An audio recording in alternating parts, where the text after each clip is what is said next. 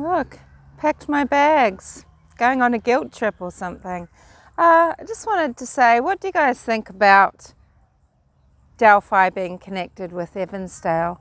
I know there's no particular reason to be able to discount Thomas J. Bruce, but I do wonder about these crimes being connected. Rather, I wonder about them not, because the MO does just seem so different.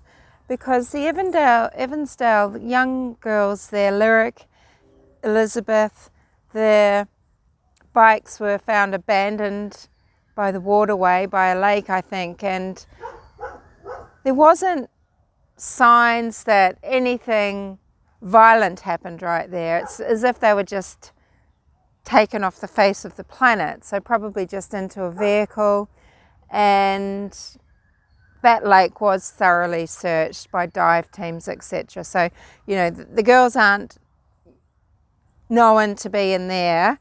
I mean, they were known at the time to not be in the lake, they could pretty much assume. And a week after they were abducted, it was said by law enforcement, a specialist, maybe, I can't remember who the lady was, but she said she has reason to believe the girls are alive. And I mean, it does seem like, look, they would have been abducted, taken and held somewhere, probably tortured and abused until they were killed. And then 25 miles from the abduction site, they were dumped in a very remote or tricky to find area anyway. Someone found them on foot, you know, a hunter or a couple of hunters just practically had to walk over them to find them. Whereas Libby and Abigail weren't taken from the scene. Now, perhaps he meant to. Perhaps he was trying to get them up to a vehicle at, CBS building. I'm not sure about that. Or the cemetery. But if he wanted to put them into a vehicle, why not drive the vehicle up the private drive and not cross the creek at all? So this was a crime that was going to happen in this spot, in situ.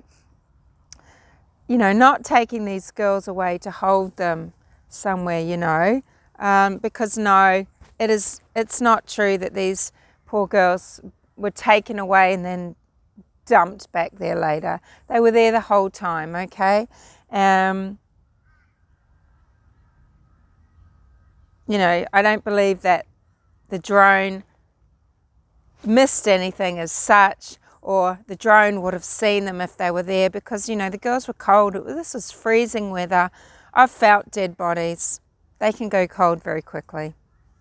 So if they'd been in the water, they're just saying on the Michael Catt, Anthony Greeno collaboration, the live that's happening now, you know, look, they'd been in the water, of course they cooled down pretty quickly. Whereas normally it would take 12 hours, yes. And the drone was out there in sort of maybe, was it 5 or so? 2, 3, 4, 5, 6, I'm not sure. But they were there the whole time.